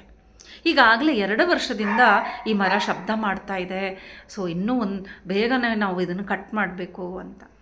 ಆಗ ವ್ಲಾಡಮಿರ್ ಹೇಳ್ತಾರೆ, ಕಟ್ ಮಾಡದೇ ಇದ್ದರೆ ಏನಾಗುತ್ತೆ? ಆಗ ಹೇಳ್ತಾರೆ, ಕಟ್ ಮಾಡದೇ ಇದ್ದರೆ 3 ವರ್ಷ ಆದಮೇಲೆ ಇನ್ನು ಅದಕ್ಕೆ ಆ ಶಕ್ತಿ ತಡೆಯೋಕ್ಕಾಗದೆ ಆ ಮರದಲ್ಲಿ ತನ್ನಷ್ಟಕ್ಕೆ ತಾನೇ ಬೆಂಕಿ ಹತ್ಕೊಂಡು ಬಿಡುತ್ತಂತೆ. ಸೊ ಅಗೇನ್ ಈ ಕತೆ ಕೇಳುವವ್ರಿಗೆ ನೋ ಎಫೆಕ್ಟ್ ಅಲ್ವಾ, ಮರಕ್ಕೆ ತನ್ನಷ್ಟು ತಾನೇ ಬೆಂಕಿ ಹತ್ತುತ್ತೆ ಅಂದರೆ, ಅಯ್ಯೋ ಎಷ್ಟು ಮರಗಳಿಗೆ ನಾವೇ ಬೆಂಕಿ ಇಡ್ತೀವಿ, ಇದೇನು ದೊಡ್ಡ ಮಾತು ಅಂತ ನಮ್ಗನ್ನಿಸ್ತಾ ಇದೆ. ಎಷ್ಟೋ ನ್ಯೂಸಲ್ಲಿ ಕಾಡೇ ಸುಟ್ಟು ಹೋದರೂ ನಮಗೇನೂ ಇಲ್ಲ, ನ್ಯೂಸೇ ಅದು, ನಮಗೆ ಯಾವ ಕಳ್ಕಳಿ ಆಗಲ್ಲ, ನಮಗೇನೂ ನೋವಾಗಲ್ಲ ಅಲ್ವಾ. ಆದರೆ ಅಲ್ಲಿ ಅವರು ಕಣ್ಣೀರು ಇಟ್ಕೊಂಡು ಹೇಳ್ತಾ ಇದ್ದಾರೆ, ಈ ಮರಕ್ಕೆ ತನ್ನಷ್ಟು ತಾನೇ ಬೆಂಕಿ ಹತ್ಕೊಳ್ಳುತ್ತೆ ಅಂತ. ವ್ಲಾಡಮಿರ್ ಅಂತಾರೆ, ಸೊ ವಾಟ್ ಅಲ್ವಾ. ಆಗ ಅವರು ಹೇಳ್ತಾರೆ, ಒಂದು ಸಲ ಬೆಂಕಿ ಹತ್ಕೊಂಡು ಸುಟ್ಟು ಹೋಗ್ಬಿಟ್ರೆ ಯಾವ ತೊಂದರೆನೇ ಇಲ್ಲ ನೋಡಿ, ಸಾಯೋರು ಸತ್ತೋಗ್ಬಿಟ್ರೆ ನೋ ಪ್ರಾಬ್ಲಮ್, ನರಳ್ತಾರಲ್ವಾ ಅದು ತುಂಬ ಹಿಂಸೆ ಆಗುತ್ತೆ. ಸೊ ಈ ಮರ ಬೆಂಕಿ ಹತ್ತಿದ ಮೇಲೆ 27 ವರ್ಷ ಬೆಂಕಿಯಲ್ಲಿ ಸತತವಾಗಿ ಸುಡ್ತಾನೇ ಇರುತ್ತಂತೆ. ಅದರ ಒಳಗಿರುವ ಎನರ್ಜಿ ಎಷ್ಟಿದೆ ಅಂದರೆ 550 ವರ್ಷದಿಂದ ಕೂಡಿಟ್ಟ ಎನರ್ಜಿ ಸ್ಲೋ ಆಗಿ ಒಳಗೆ ಬೆಂಕಿ ಉರಿತಾನೇ ಇರುತ್ತೆ. ಮಾಸ್ಟರ್ಸ್, ಈ ಮರದ ಒಂದು ವಿಡಿಯೋನ ನಾನು ಒಂದು 10 ವರ್ಷದ ಹಿಂದೆನೇ ನೋಡಿದ್ದೆ. ತುಂಬ ವಿಚಿತ್ರ ಅನಿಸಿತ್ತು. ಆ ಮರ ನೋಡಲಿಕ್ಕೆ ತುಂಬಾ ಹೊರಗಡೆಯಿಂದ ಚೆನ್ನಾಗೇ ಇತ್ತು, ಅದರಲ್ಲಿ ಪೊಟ್ರೆಯಲ್ಲಿ ಕ್ಯಾಮ್ರಾ ಹಾಕಿ ತೋರಿಸಿದರೆ ಒಳಗೆಯಿಂದ ಫರ್ನೆಸ್ ಥರ ಬೆಂಕಿ ಇತ್ತು. ಸೊ ನನಗದೇ ಅನಿಸಿತು, ಈ ಕತೆ ನಾನು ಈಗ ಓದ್ತಾ ಇದ್ದೇನೆ, ಆದರೆ ಆಲ್ರೆಡಿ ನನಗೆ ಕನೆಕ್ಟ್ ಆಗಿದೆ, ನಾನು ಯಾವಾಗಲೂ ಈ ವಿಡಿಯೋನ ನೋಡಿಬಿಟ್ಟಿದ್ದೆ. ಅದಾದಮೇಲೆ ನಾನು ಹುಡುಕ್ತಾನೇ ಇದ್ದೀನಿ, ಸಿಕ್ಕಿಲ್ಲ ಆ ವಿಡಿಯೋ ಎಲ್ಲರ ಜೊತೆಲಿ ಶೇರ್ ಮಾಡಬೇಕು ಅಂತ. ಸೊ ಒಂದು ಮರ ನನ್ನ ಕಣ್ಣ ಮುಂದೆನೇ ಬೆಳೆದ ನಿಂತ ಮರ ಒಂದು 27 ವರ್ಷ ಕಾಲ ಬೆಂಕಿಯಲ್ಲಿ ಸುಡ್ತಾ ಇರುತ್ತೆ ಅಂತಂದರೆ ಪಾಪ ಸುತ್ತಮುತ್ತ ಇದ್ದವ್ರಿಗೆ ತುಂಬಾ ಹಿಂಸೆ. ಅದು ಮಕ್ಕಳ ಥರ ನೋಡ್ತಾರೆ, ಆ ಕಾಡಿನ ಜನರು ಮರಗಳನ್ನು ಮಕ್ಕಳ ಥರ ನೋಡ್ತಾರೆ. ನೋಡಿ, ಇಷ್ಟು ಹೇಳಿದರೂ ಸಹ ವ್ಲಾಡಮಿರ್ಗೆ ಯಾವ ರೀತಿಯ ಎಫೆಕ್ಟ್ ಆಗಲ್ಲ. ಅಯ್ಯೋ ಹೋಗಯ್ಯ, ಇಂಥ ಕತೆಗಳು ತುಂಬಾ ಕೇಳಿದ್ದೀವಿ ಅಂತ. ಅಷ್ಟರಲ್ಲಿ ಏನಾಗುತ್ತೆ, ಆ ದೊಡ್ಡ ಹಡಗಿಂದ ಅವರ ಸೆಕ್ರೆಟ್ರಿ ಆದ ಒಬ್ಬ ಲೇಡಿ ಅಲ್ಲಿಂದ ಕೂಗ್ತಾಳೆ, ಸರ್ ಲೇಟ್ ಆಗಿದೆ ಬನ್ನಿ ಅಂತ. ಅವಳು ಸಹ ಒಂದು ಸಣ್ಣ ಬೋಟಲ್ಲಿ ಬಂದ್ಬಿಟ್ಟು, ಸರ್ ಎಲ್ಲರೂ ವೆಯ್ಟ್ ಮಾಡ್ತಾ ಇದ್ದಾರೆ, ಟೈಮ್ ಆಗಿದೆ, ಬನ್ನಿ ಹೋಗೋಣ ಅಂತ. ಸೊ ಈಗ ಅವರು ಎಷ್ಟು ರಿಕ್ವೆಸ್ಟ್ ಮಾಡಿದ್ರು ಇವ್ರ ಮಾತು ಕೇಳದೆ ವ್ಲಾಡಮಿರ್ ಜೊತೆಲಿ ಇನ್ನೊಂದು 2-3 ಜನ ಬಂದಿರ್ತಾರೆ. ಅವರು ಓಕೆ ಓಕೆ ಅಂದ್ಕೊಂಡು ಆ ಬೋಟಲ್ಲಿ ಹೋಗ್ಲಿಕ್ಕೆ ಶುರು ಮಾಡಿದಾಗ ಆ ಲೇಡಿ ಏನು ಇಳಿದಿರ್ತಾಳೋ ಅವಳು last, she will be at the last. ಆ ತಾತ ಏನು ಮಾಡ್ತಾರೆ, ಆ ವಯಸ್ಸಾದವರು ಆ ಹುಡುಗಿ ಕೈ ಹಿಡಿದು ಅವ್ರ ಪಾಕೆಟಿಂದ ಒಂದು ಲಾಕೆಟ್ ತೆಗೆದು ಅವಳ ಕೈಗೆ ಕೊಡ್ತಾರೆ. ಇದನ್ನು ನೀನು ಹಾಕೋ, ನಿನಗೆ ಇದರಿಂದ ತುಂಬ ಲಾಭ ಸಿಕ್ಕುತ್ತೆ ಅಂತ. ಅವಳಿಗೇನು ಕಥೆನೇ ಗೊತ್ತಿಲ್ವಲ್ಲ, ಈಗ ತಾನೇ ಬಂದಿದ್ದಾಳೆ, ಸೊ ಏನೂ ಗೊತ್ತಿಲ್ಲ. ಆ ಲಾಕೆಟ್ ತೊಗೊಂಡು ಹೋಗ್ಬಿಡ್ತಾಳೆ. ಇಲ್ಲಿ ಆ ತಾತನ ಮಗ ಇರ್ತಾನಲ್ವ, ಅವ್ನು ತಲೆ ಹಿಡ್ಕೊಂಡು ಕೂತ್ಕೊಂಡು ಬಿಡ್ತಾನೆ, ಅಯ್ಯೋ ಮಿಸ್ ಆಯ್ತಲ್ವಾ ಆ ಮರ, ಇನ್ನೊಂದು ವರ್ಷದಲ್ಲಿ ಸುಟ್ಟೋಗ್ಬಿಡುತ್ತಲ್ಲ, ಇವರು ಏನೂ ತಿಳಿಲ್ಲ, ಇವ್ರು ಯಾಕೆ ಅಪ್ಪ ಅರ್ಥ ಮಾಡ್ಕೊಳ್ತಾ ಇಲ್ಲ, ಇವ್ರಿಗೆ ಯಾಕೆ ಸಂಕಟ ಆಗ್ತಾ ಇಲ್ಲ ಅಂತ ತುಂಬಾ ಬೇಜಾರು ಮಾಡ್ಕೊತಾರೆ. ಇವ್ರಿಗೆ ಬೋಟಲ್ ರಿಟರ್ನ್ ಹೋಗುವಾಗ ತಿರುಗಿ ನೋಡ್ತಾರೆ, ಏನು ಇವರು ಹುಚ್ಚರು, ಒಂದು ಮರ ಕಡ್ದಿಲ್ಲ ಅಂದರೆ ಈ ಥರ ಆಡ್ತಾ ಇದ್ದಾರೆ ಅಂತ. ಅವರು ಅಲ್ಲಿಂದಾನೇ ಹೇಳ್ತಾರೆ, ನೀನು ಯೋಚನೆ ಮಾಡಬೇಡ ಮಗ, ಅವರು ಮತ್ತೆ ತಿರ್ಗಾ ಬರ್ತಾರೆ, ಮುಂದಿನ ವರ್ಷಕ್ಕೆ ಬಂದೇ ಬರ್ತಾನೆ ಇವನು ಅಂತ ತಾತ ಆ ಮಗನಿಗೆ ಹೇಳ್ತಾರೆ. ಇವರು ಈಗ ಬೋಟಿಗೆ ಹೋದರು, ದೊಡ್ಡ ಶಿಪ್ಪಿಗೆ ಹತ್ಕೊಳ್ತಾರೆ. ಅಲ್ಲಿ ಮಾತಾಡಿಕೊಂಡು ಇದ್ದಾಗ ಆ ಹುಡುಗಿ ಕತ್ತಲ್ಲಿ ಆ ಲಾಕೆಟ್ ನೋಡ್ತಾರೆ ವ್ಲಾಡಮಿರ್. ಕೇಳ್ತಾರೆ, ಇದು ಎಲ್ಲಿ ಸಿಕ್ತು ನಿನಗೆ, ಅಲ್ಲಿತ್ತಲ್ವಾ, ನಿನ್ನ ಹತ್ರ ಹೇಗೆ ಬಂತು ಅಂತ. ಆಗ ಅವಳು ಹೇಳ್ತಾಳೆ, ನೀವೆಲ್ಲ ಹೀಗೆ ಬೋಟಲ್ಲಿ ಹೋಗುವಾಗ ಅವರು ನನಗೆ ಕರೆದು ಈ ಲಾಕೆಟನ್ನು ಕೊಟ್ಟರು ಅಂತ. ಸರಿ ಸರಿ, ಹಾಕೋ ಎಂಜಾಯ್ ಮಾಡು ಅಂತ ಹೇಳ್ಬಿಡ್ತಾರೆ. ಈಗ ತಿರುಗಿ ಬಂದು ತಮ್ಮ ಮಾಸ್ಕೋಗೆ ರಿಟರ್ನ್ ಬರ್ತಾರೆ. ಮಾಸ್ಕೋ ಅಂದರೆ ಕ್ಯಾಪಿಟಲ್ ಸಿಟಿ ಆಫ್ ರಷ್ಯಾ. ಮಾಸ್ಕೋಗೆ ರಿಟರ್ನ್ ಬರ್ತಾರೆ. ಈ ಸರ್ತಿ ಅವರು ಟ್ರಾವೆಲ್ ಮಾಡಿದ ಮೇಲೆ ಫಸ್ಟ್ ಟೈಮ್ ವ್ಲಾಡಿಮಿರ್ಗೆ ಆಶ್ಚರ್ಯ ಆಗುತ್ತೆ. ಎಷ್ಟೋ ಸಲ ಪ್ರಯಾಣ ಮಾಡಿದ್ದಾರೆ, ಬಿಸ್ನೆಸ್ ಟ್ರಿಪ್ಸ್ ಮಾಡಿದ್ದಾರೆ, ಆದರೆ ಈ ಸಲ ಅವ್ರಿಗೆ ತುಂಬಾ ಹುಷಾರು ತಪ್ಪುತ್ತೆ. ಅಂದರೆ ಆರೋಗ್ಯ ತುಂಬಾ ಕೆಡುತ್ತೆ. ಸೊ ಮನೆಯಲ್ಲಿ ರೆಸ್ಟ್ ಮಾಡ್ತಾರೆ. ಆಲ್ರೆಡಿ ಬಿಸ್ನೆಸ್ ಲಾಸಲ್ಲಿದೆ, ಆಫೀಸ್ಗೆ ಹೋಗ್ತಾ ಇಲ್ಲ. ಆಫೀಸಲ್ಲಿ ಎಲ್ರಿಗೂ ಏನಪ್ಪ ಇವ್ರಿಗೆ ಬಿಸ್ನೆಸ್ ಅಂದರೆ ಇಂಟ್ರೆಸ್ಟೇ ಇಲ್ದಂಗೆ ಆಗೋಗ್ಬಿಟ್ಟಿದೆ ಅಂತ ಆಲ್ರೆಡಿ ಒಂದು ಗಾಸಿಪ್ ಸ್ಟಾರ್ಟ್ ಆಗುತ್ತೆ. ಇಲ್ಲಿ ವ್ಲಾಡಿಮಿರ್ಗೆ ಎಷ್ಟು ಔಷಧಿ ತೊಗೊಂಡ್ರೂ ಹುಷಾರಾಗ್ತಾ ಇಲ್ಲ. ಅಡ್ಮಿಟ್ ಮಾಡಬೇಕಾಗಿ ಬರುತ್ತೆ, ಹಾಸ್ಪಿಟ್ಲಲ್ಲೇ ಅಡ್ಮಿಟ್ ಆಗಬೇಕಾಗಿ ಬರುತ್ತೆ. ಎಲ್ಲ ಥರದ ರಿಚ್ ಅಲ್ವಾ ಅವರು, ದೊಡ್ಡ ಬಿಸ್ನೆಸ್ ಮ್ಯಾನು, ದುಡ್ಡು ಖರ್ಚು ಮಾಡಲಿಕ್ಕೆ ಏನು ಯೋಚನೆ ಇಲ್ಲ. ಎಲ್ಲ ಥರದ ಔಷಧಿ ಅವ್ರ ಮೇಲೆ ಪ್ರಯೋಗ ಮಾಡಿದ್ರೂ ಅವ್ರಿಗೆ ಸರಿ ಹೋಗ್ತಾ ಇಲ್ಲ. ಹೀಗಾಗಿ ಸಮಯ ತುಂಬ ಸಿಕ್ಕುತ್ತೆ ಅವ್ರಿಗೆ. ಸಮಯ ಸಿಕ್ಕಾಗ ಯೋಚನೆ ಮಾಡ್ತಾರೆ, ಯಾವ ವಿಚಾರ, ಆ ಬಿಸ್ನೆಸ್ ವಿಚಾರ, ಯಾವುದು ಸೆಡಾರ್ ವೃಕ್ಷದ ವಿಚಾರ ಏನಿರಬಹುದು ಅಂತ ರಿಸರ್ಚ್ ಮಾಡಿ ಪೇಪರ್ಸು ಮತ್ತು ಜನಗಳ ಹತ್ರ ಮಾತಾಡಿ ತಿಳ್ಕೊಳ್ತಾರೆ. ನಿಜವಾಗ್ಲೂ ಮಾರ್ಕೆಟಲ್ಲಿ ಸೆಡಾರ್ ವೃಕ್ಷಕ್ಕೆ ತುಂಬಾ ಡಿಮ್ಯಾಂಡ್ ಇದೆ. ಸೆಡಾರ್ ವೃಕ್ಷದಿಂದ ಬರುವ ಕೋನ್ಸ್ ಇರುತ್ತೆ, ಅಲ್ಲಿ ಹಣ್ಣು ಯಾವುದು ಅಂದರೆ ಕೋನ್ ಆಕಾರದಲ್ಲಿರುತ್ತೆ. ನೀವೆಲ್ಲ ಚಾರ್ಧಾಮ್ಗೆ ಹೋಗಿದ್ದಾಗಲಿ ಹಿಮಾಲಯನ್ ರೀಜನ್ನಲ್ಲಿ ಹೋದಾಗ ಕೋನ್ಸನ್ನು ನೀವು ನೋಡಿರಬಹುದು. ಆ ಕೋನಲ್ಲಿ ಒಳಗಡೆ ಒಂದೊಂದು ಬೀಜ ಇರುತ್ತೆ. ಸೊ ಆ ಕೋನಿಂದ ಅಂದರೆ ಸೆಡಾರ್ ವೃಕ್ಷದ ಬೀಜದಿಂದ ಬರುವ ಎಣ್ಣೆ ಏನಿದೆಯೋ ಅದಕ್ಕೆ ಸಿಕ್ಕಾಪಟ್ಟೆ ಮಾರ್ಕೆಟು. ಫಾರ್ಮಸ್ಯೂಟಿಕಲ್ ಕಂಪನಿಯಲ್ಲಿ ತುಂಬಾ ಮಾರ್ಕೆಟ್ ಇದೆ. ಫಾರ್ಮಸ್ಯೂಟಿಕಲ್ ಅಂದರೆ ನಮ್ಮ ಮೆಡಿಸನ್ಸಲ್ಲಿ. ಸೊ ನಾನು ಈ ಮಾತು ಕೇಳಿದ ತಕ್ಷಣ ಮೊದಲು ಹೋಗ್ಬಿಟ್ಟು ಮೆಡಿಸಿನ್ ಬಾಕ್ಸ್ ಓಪನ್ ಮಾಡಿ ಎಲ್ಲ ಟ್ಯಾಬ್ಲೆಟ್ ಹಿಂದೆ ನೋಡ್ತಾ ಇದ್ದೆ, ಸೆಡಾರ್ ಆಯಿಲ್ ಅಂತ ಏನಾದರೂ ಇದೆಯಾ ಅಂತ. ಎಸ್ ಮಾಸ್ಟರ್ಸ್, ಇದೆ. ಸೆಡಾರ್ ಆಯಿಲ್ ಪ್ರತಿ ಔಷಧಿಯಲ್ಲೂ ಯೂಸ್ ಮಾಡ್ತಾರೆ. ಸೆಡಾರ್ ವೃಕ್ಷ ಎಲ್ಲಿ ಯೂತ್ಫುಲ್ನೆಸ್, ಯೌವನಕ್ಕೆ, ಆರೋಗ್ಯಕ್ಕೆ ಮತ್ತು ಆಯುಷ್ ವೃದ್ಧಿಗೆ ಅಂತ ಯಾವ ಔಷಧಿಗಳಿದೆಯೋ ಅದರಲ್ಲೆಲ್ಲ ಸೆಡಾರ್ ಆಯಿಲ್ ಇದ್ದೇ ಇರುತ್ತೆ. ಈ ವಿಷಯ ಇವಾಗ ನಮ್ಗೆ ಹೇಗೆ ಗೊತ್ತಾಯಿತೋ ವ್ಲಾಡಿಮಿರ್ಗೂ ಅದು ತಿಳಿದ ಮೇಲೆ ಅರ್ರೆ ಒಳ್ಳೆ ಬಿಸ್ನೆಸ್ ಇತ್ತಲ್ಲ ಅಂತ ಅವನಿಗೂ ಅನಿಸುತ್ತೆ. ಹಾಗಾದರೆ ಇನ್ಮೇಲೆ ಆ ಬಿಸ್ನೆಸ್ ಮಾಡಬಹುದು ಅನ್ನೋ ಒಂದು ಯೋಚನೆಯಿಂದ ಇನ್ನೂ ಒಂದು ಸ್ವಲ್ಪ ಆ ಮರ್ಚೆಂಟ್ಸ್ ಹತ್ರ, ಅಂದರೆ ಆ ಬಿಸ್ನೆಸ್ ಮೆನ್ ಹತ್ರ, ಸೆಡಾರ್ ವೃಕ್ಷದ ಬಿಸ್ನೆಸ್ ಮಾಡುವವರ ಹತ್ರ ಮಾತಾಡ್ತಾರೆ. ಯುರೋಪಿಯನ್ ಕಂಟ್ರೀಸ್ನಲ್ಲಿ ಅಲ್ಲಿ ತುಂಬ ಡಿಮ್ಯಾಂಡ್ ಇದೆ ಸೆಡಾರ್ ಆಯಿಲ್ಗೆ. ಆಗ ಅವರು ಅಲ್ಲಿಂದ ಬರುವ ಒಬ್ಬರನ್ನು ಕೇಳ್ತಾರೆ, ನೋಡಪ್ಪ ನಮಗೆ ಇಲ್ಲಿ ಮರಗಳಿದೆ, ನನಗೆ ಗೊತ್ತಾಗಿದೆ ಎಲ್ಲಿದೆ ಅಂತ. ಸೊ ಇದರ ಎಣ್ಣೆಯ ರೇಟೆಲ್ಲ ಹೇಗೆ, ನಾನು ನಿನಗೆ ಬೀಜ ಕೊಟ್ಟರೆ ನೀನು ಎಣ್ಣೆ ಎಷ್ಟಕ್ಕೆ ನನಗೆ ಕೊಡ್ತೀಯ ಅಂತ ಹಾಗೆ ಬಿಸ್ನೆಸ್ ಮಾತಾಗುತ್ತೆ. ಸೊ ಒಂದು ಲೆಕ್ಕದಲ್ಲಿ ನಮ್ಮ ಇಂಡಿಯನ್ ರುಪೀಸಲ್ಲಿ ನಿಮಗೆ ಹೇಳ್ತೇನೆ, 100 ರೂಪಾಯಿ ಬೀಜ ಇವರು ಕೊಟ್ಟರೆ 100 ರೂಪಾಯಿಗೆ ಇವ್ರು ಮಾರಬೇಕಂತೆ ಅವನಿಗೆ. ಅವನು ಎಣ್ಣೆ ತೆಗೆದ ಮೇಲೆ ಅವನು ನಮಗೆ ಎಣ್ಣೆಯನ್ನು 50,000 ರೂಪಾಯಿ ಪರ್ ಲೀಟರ್ ಮಾರ್ಕೆಟ್ ಇವತ್ತು. ಸೆಡಾರ್ oil rate 50,000 per litre.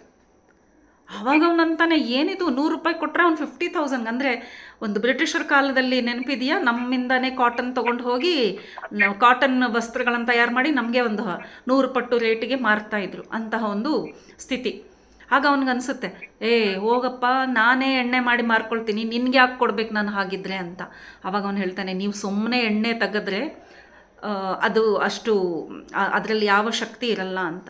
So masters, ಈ ಸ್ಟೋರಿಯಲ್ಲಿ ಸೆಕೆಂಡ್ ನಾಲೆಡ್ಜ್ ಪಾಯಿಂಟ್ ಇಲ್ಲಿಗೆ ಬರ್ತಾ ಇದ್ದೀವಿ. ವೃಕ್ಷಗಳ ಬಗ್ಗೆ ತಿಳ್ಕೊಂಡ್ವಿ, ಎನರ್ಜಿ ಎಲ್ಲಿಂದ ಬರುತ್ತೆ, ಲವ್ ಎನರ್ಜಿಯಿಂದ ಹೇಗೆ ಯೂನಿವರ್ಸ್ ನಡೀತಾ ಇದೆ. ಎರಡನೆಯದು, ಹೇಗೆ ಕಾಸ್ಮಿಕ್ ಎನರ್ಜಿನ ಪ್ರತಿ ಕ್ಷಣ ಮರಗಳು ಎನರ್ಜಿ ಸ್ಟೋರ್ ಮಾಡುತ್ತೆ. ಇದು ಮೂರನೇ ವಿಷಯ ಅಂತ ಇಟ್ಕೊಳ್ಳೋಣ. ಎಣ್ಣೆ ತೆಗೆಯುವ ವಿಧಾನ ತುಂಬ ಪ್ರಮುಖವಾದದ್ದು. ಇವತ್ತು ಎಣ್ಣೆ ಅಪಾಯಕಾರಿ ಅಂತ ನಮಗೆ ಹೇಳೋಕ್ಕೆ ಕಾರಣ ಏನು ಅಂದರೆ, ಎಣ್ಣೆ ತೆಗೆಯುವ ವಿಧಾನವೇ ಕಾರಣವಾಗಿದ್ದು. ಎಣ್ಣೆಯನ್ನು ಹೇಗೆ ತೆಗಿಬೇಕು ಹಾಗೆ ತೆಗಿಬೇಕು ಅಲ್ವಾ. ಮೆಷಿನ್ಸ್ನಲ್ಲಿ ಯೂಸ್ ಮಾಡಿದ್ದ ಯಾವುದೇ ಪದಾರ್ಥದಲ್ಲಿ ಅದರ ಸತ್ವ ಉಳಿಯಲ್ಲ. ಹೀಗಾಗಿ ಗ್ರೈಂಡಿಂಗ್, ಮಿಕ್ಸಿಂಗ್ ಅವೆಲ್ಲ ಏನು ಯೂಸ್ ಮಾಡ್ತೀವಲ್ವ ಅದರಿಂದ ನಮ್ಮ ಆಹಾರದಲ್ಲಿ ಸತ್ವ ಇಲ್ಲದಂತೆ ಆಗ್ತಾಯಿದೆ. ಮಿಕ್ಸಿ ಗ್ರೈಂಡರ್ ಯೂಸ್ ಮಾಡೋದಕ್ಕೂ ರುಬ್ಬು ಕಲ್ಲಕ್ಕೂ ಏನು ಡಿಫ್ರೆನ್ಸ್ ಇದೆ ನಿಮಗೂ ಗೊತ್ತು. ಹಿಟ್ಟು ಬೀಸಿದ್ದು, ಕೈ ಬೀಸಿದ್ದಕ್ಕೆ ಮತ್ತು ಇದರಲ್ಲಿ ಹಾಕಿದ್ದಕ್ಕೆ, ಗಿರ್ನಿಯಲ್ಲಿ ಹಾಕಿದ್ದಕ್ಕೂ, ಅಂದರೆ ಫ್ಲೋರ್ ಮಿಲ್ಲಲ್ಲಿ ಹಾಕ್ತೀವಲ್ವ, ಸೊ ವ್ಯತ್ಯಾಸ ಇವಾಗ ತಿಳಿದು ಬರ್ತಾ ಇದೆ. ಸೊ ಆಹಾರದಲ್ಲಿ ಯಾವ ದೋಷ ಇಲ್ಲ, ನಾವು ಆಹಾರವನ್ನು ಹೇಗೆ ಪ್ರಾಸೆಸ್ ಮಾಡ್ತಾ ಇದ್ದೇವೋ ಅದರಿಂದನೇ ಆಹಾರದಲ್ಲಿ ಯಾವ ಶಕ್ತಿ ಇಲ್ಲದಂತೆ ಆಗೋಗಿದೆ. ಆಹಾರವನ್ನು ಹೇಗೆ ಬೇಯಿಸ್ತೇವೋ, ಅಕ್ಕಿಯನ್ನು ಹೇಗೆ ಬೇಯಿಸ್ತೇವೋ, ಆವಾಗ ಆ ಅಕ್ಕಿ ಬರೀ ಅನ್ನ ಊಟ ಮಾಡಿನೂ ನಾವು ಗಟ್ಟಿಯಾಗಿ ಎನರ್ಜೆಟಿಕ್ ಆಗಿ ಇರಬಹುದು ಮಾಸ್ಟರ್ಸ್.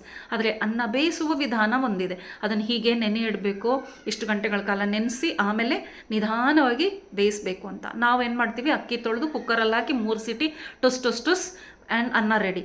ಅಂತಹ ಅನ್ನದಲ್ಲಿ ಎಲ್ಲಿಂದ ಶಕ್ತಿ ಬರುತ್ತೆ? ಬೇಳೆನೂ ಹಾಗೇ ಮಾಡ್ತೀವಿ. ಹಾಗೆ ಮಾಡೋದ್ರಿಂದನೇ ಗ್ಯಾಸ್ ಫಾರ್ಮೇಷನ್ ಆಗುತ್ತೆ. ಸೊ ಆಯುರ್ವೇದ ಜನರಲ್ ನಾಲೆಜ್ನಲ್ಲಿ ಇದೆಲ್ಲ ನಾವು ತಿಳಿಬಹುದು. ಯಾವುದಕ್ಕೆ ಯಾವುದನ್ನು ಕಂಬೈನ್ ಮಾಡಬೇಕು ಮಾಡಬಾರ್ದು ಅನ್ನೋದು ಗೊತ್ತಿಲ್ಲ. ನಮಗೆಲ್ಲ ಬೇಲ್ಪುರಿ ಮಿಸಲ್ಪುರಿ ತುಂಬ ಇಷ್ಟ ಆಗಿಬಿಟ್ಟು ಎಲ್ಲದಕ್ಕೂ ಎಲ್ಲ ಮಸಾಲನೂ ಹಾಕ್ಲಿಕ್ಕೆ ಶುರು ಮಾಡಿಬಿಟ್ಟಿದ್ದೀವಿ. ಸೊ ಹೀಗಾಗಿ ಯಾವ ಆಹಾರದ ಜೊತೆಗೆ ಯಾವ ಮಸಾಲೆಯನ್ನು ಹಾಕಬೇಕು ಅನ್ನೋದು ಸಹ ಜನರಲ್ ನಾಲೆಜ್. ಈ ನಾಲೆಜ್ ಇಲ್ಲದ ಕಾರಣನೇ ನಮಗೆ ಇವತ್ತೆಲ್ಲ ತೊಂದರೆಗಳು ಬರ್ತಾ ಇದೆ. ಸೊ ಹಾಗೆಯೇ ಅಲ್ಲಿ ಅವರು ಹೇಳ್ತಾರೆ ಸೆಡಾರ್ ಆಯಿಲ್ ಅಂದ ಮಾತ್ರಕ್ಕೆ ಬೀಜದಿಂದ ತೊಗೊಂಡು ಹೋಗ್ಬಿಟ್ಟು ಫ್ಯಾಕ್ಟ್ರಿಯಲ್ಲಿ ಹಾಕಿ ಎಣ್ಣೆ ತೆಗೆದು ಬರಲ್ಲ. ಅದಕ್ಕೆ ಟ್ರೆಡಿಷ್ನಲ್ ಆಗಿ ಈ ಎಣ್ಣೆಯನ್ನು ತೆಗೆಯುವ ಒಂದು ವಿಧಾನ ಇದೆ.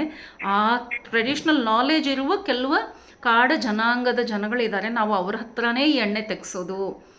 ಸೊ ಆ ಎಣ್ಣೆಗೆ ಮಾತ್ರನೇ ಮಾರ್ಕೆಟಲ್ಲಿ ಮೆಡಿಕಲ್ ಇದರಲ್ಲಿ ಫೀಲ್ಡಲ್ಲಿ ಫಾರ್ಮಸ್ಯೂಟಿಕಲ್ ಫೀಲ್ಡಲ್ಲಿ ವ್ಯಾಲ್ಯೂ ಇದೆ ಅಂತ. ಸೊ ಇವರಿಗೆ ಅನಿಸುತ್ತೆ ಹಾಗಿದ್ರೆ ನಾನೇ ಆ ಕಾಡು ಜನಾಂಗನ ಭೇಟಿಯಾಗಿ ಇದನ್ನು ಬಿಸ್ನೆಸ್ ಬೆಳೆಸ್ಕೋಬೇಕು, ಇದಕ್ಕೇನಾದರೂ ಉಪಾಯ ಮಾಡಬೇಕು ಅಂತ. ಇದೆಲ್ಲ ವಿಚಾರ ಮಾಡಲಿಕ್ಕೆ ಅವ್ರಿಗೆ ಸಮಯ ಸಿಕ್ತು. ನಾವು ಹಾಸ್ಪಿಟಲೈಸ್ ಆಗಿದ್ದೀವಿ ಅಂತಂದರೆ ಬೇಜಾರು ಮಾಡ್ಕೊಳ್ತಾ ಇರ್ತೀವಿ. ಆ್ಯಕ್ಚುಲಿ ಯೂನಿವರ್ಸ್ ನಮಗೆ ಸಮಯ ಕೊಡ್ತಾ ಇರುತ್ತೆ somewhere to contemplate and research work ಮಾಡಲಿಕ್ಕೆ. ಈಗ ಏನಾಯಿತು ಅಂದರೆ ಹುಷಾರಾಗ್ತಾನೇ ಇಲ್ಲ. ಆಗ ಡಾಕ್ಟ್ರಲ್ಲಿ ಒಬ್ಬರು ಬಂದುಬಿಟ್ಟು ನಿಧಾನಕ್ಕೆ, ಬಿಕಾಸ್ ಹಾಸ್ಪಿಟ್ಲಲ್ಲಿ ಬೇರೆ ಮೆಥಡ್ ಆಫ್ ಟ್ರೀಟ್ಮೆಂಟ್ ಹೇಳಿದರೆ ತಪ್ಪಾಗುತ್ತಲ್ವ. ಸೊ ಒಬ್ಬ ಡಾಕ್ಟ್ರ್ ಬಂದು ಹೇಳ್ತಾರೆ, ಸರ್ ನೀವು ತಪ್ಪು ತಿಳ್ಕೊಳ್ತಾ ಇದ್ದರೆ ಒಂದು ಕಾಡ ಔಷಧಿ ಇರುತ್ತೆ, ಅದನ್ನು ನಿಮಗೆ ಕೊಡ್ತೀನಿ, ಅದರಿಂದ ಬೇಗ ಹುಷಾರಾಗುತ್ತೆ, ನಿಮ್ಗೆ ಒಪ್ಪಿಗೆ ಇದ್ದರೆ ನಾವು ನಿಮಗೆ ಅದರದ್ದು ಟ್ರೀಟ್ಮೆಂಟ್ ಕೊಡ್ತೀವಿ ಅಂತ.